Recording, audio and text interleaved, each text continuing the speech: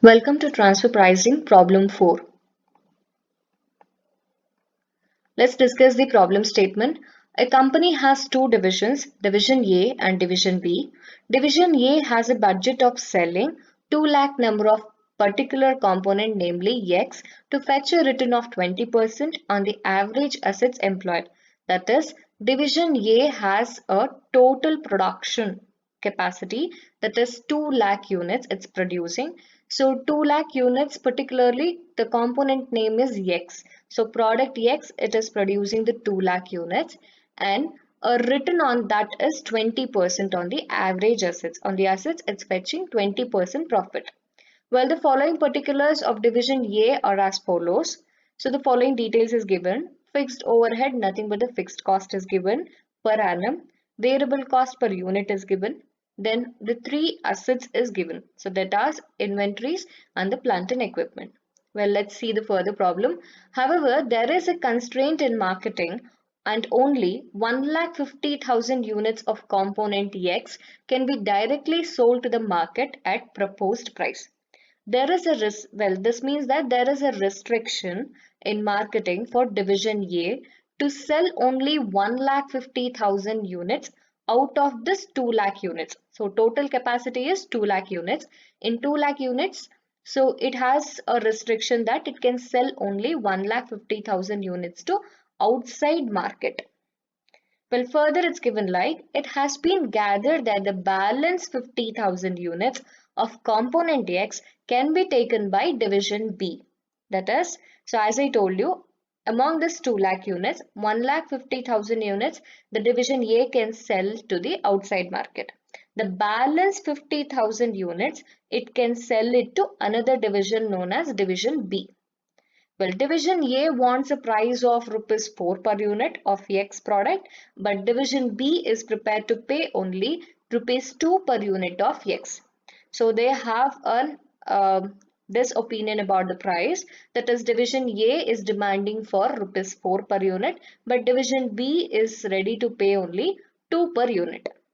So since which price that is to be taken is not given clearly, it is always better to take division B, that is the division which is ready to pay 2 per unit. This has to be taken for the calculation.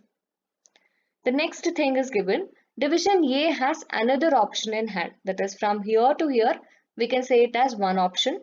Well, in the question it's given like another option. Division A has another option in hand, which is to produce only 1,50,000 units of component X. This will reduce the holding of assets by 2 lakh and fixed overhead by 25,000. So another option is that it will produce only 1,50,000 units and it is not going to do anything with the remaining 50,000 units. So among this 2 lakh units, it's going to produce only 1,50,000 units is the another option. So as we know, 1,50,000 units will be sold to the outside market. The another option is that it will sell only to the outside market. It will not sell to the other division. This is the second option. So if it is doing like this, then it will reduce the total assets by 2 lakh and the fixed overhead nothing but the fixed cost by 25,000. Well, you are required to advise the most profitable course of action for division A. Well, we have to advise the most profitable course of action, whether option 1 to agree or whether option 2 to agree for the division A. Let me repeat right now. As per this, we have two options. In the first option, the division A can manufacture 1,50,000 units and sells it to the outside market, and remaining 50,000 units to sell it to the division B at a rate of 2 per unit, which the B is willing to pay. This is first option. The second option in the hand is that it to produce only 1,50,000 units and selling it to the market. This is the second option. So we have to calculate the profitability among two situations and tell to the division A which option is the best one. So let's move on with the answer.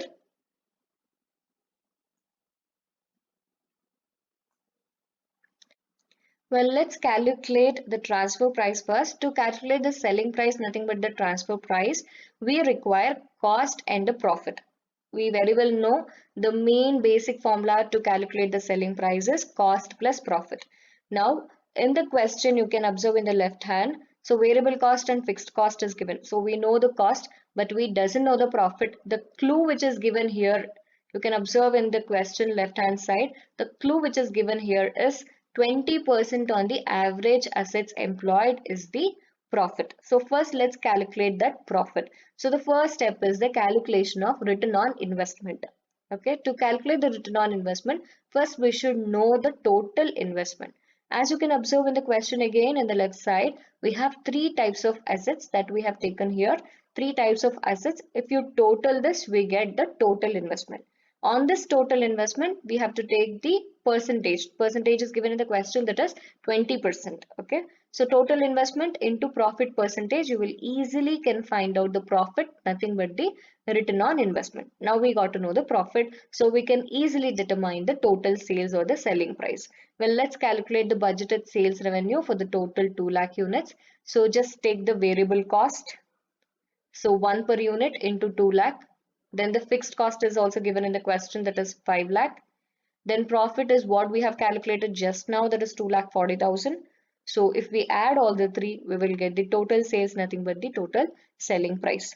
Well, if you want to calculate the total selling price per unit, well, you can take the total sales divided by number of units, you get the selling price or the transfer price per unit. Keeping this till here, it is same like the previous problem. So after this, we have two options. So let's calculate which one is profitable. Yeah, before moving on, let me explain this once again. So option one, which we have already discussed in the question, let me brief it once again. Option one and option two is available under the division A. Well, option one is that it can sell 1,50,000 units in market and transfer 50,000 units to division B. That is, as we know, the total units, production units is what? 2 lakh units. Among 2 lakh units, it can sell 1,50,000 units in the market and balance 50,000 it can sell it to division B. This is the first option. In the second option, it will just sell 1,50,000 to the market.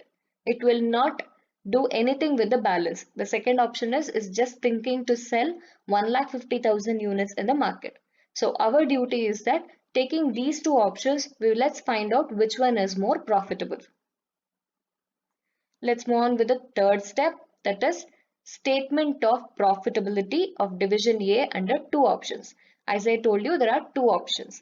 In the option 1, the total units is 2 lakh. You can observe here again 1,50,000 in the market, transfer 50,000 to division B. So total it is concentrating on 2 lakh units. In the option 2, it is concentrating to sell only of 1,50,000 units. So option 1 and option 2. So now let's calculate the profit. Well, before I say you this formula, let me take you to this second step. What we discussed in the second step is cost plus profit, you get the selling price or the sales. Just in order to get this profit, revise the formula.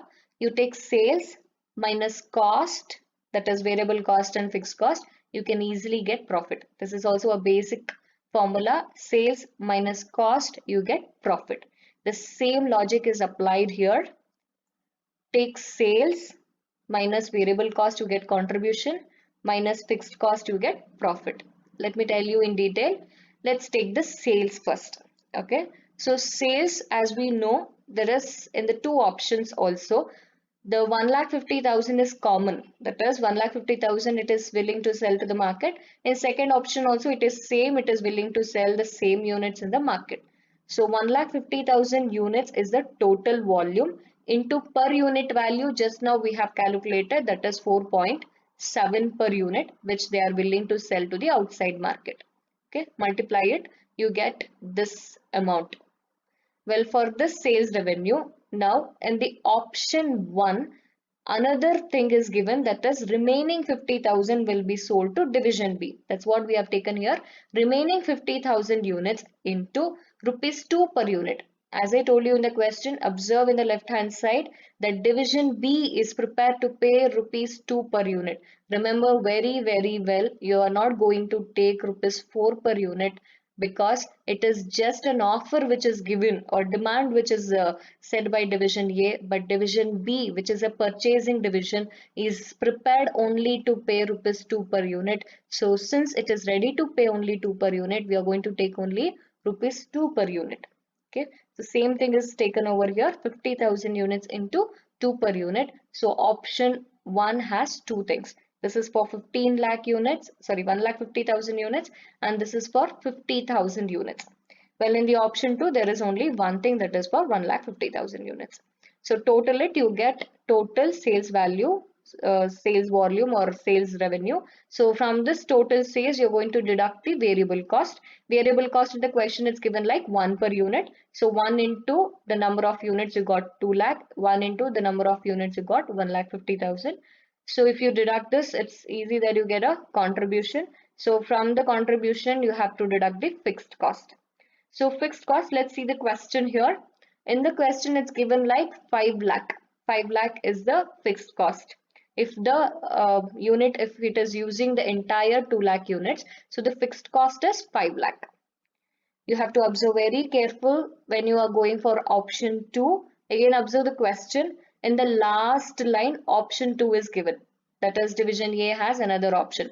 So if it is willing to produce only 1,50,000 units, well, this change will happen. Observe this very carefully. This will reduce the holding of assets by 2 lakh and fixed overhead by 25,000. Fixed overhead, nothing but the fixed cost has reduced by 25,000.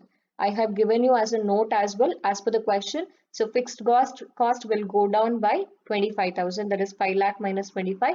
Hence we have taken here 4,75,000. Well, you deduct, you can easily get the profit. So name this as A.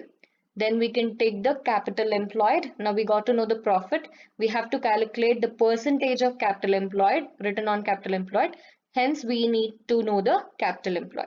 Capital employed is given in the question, that is, three assets are there. You total all the three, you get 12 lakh. But in the option 2, just now we read, that is, holding of assets will reduce by 2 lakh. So from 12 lakh, it has 2 lakh is reduced. Same thing is given as a note. So it became 10 lakh. So it's very easy now to calculate the percentage of return on capital employed. Just take the profit divided by capital employed into 100. You get the profit percentage. By comparing this both profit percentage, we can tell easily that option 1 is suitable for division A to make the maximum profit than the option 2. Thank you.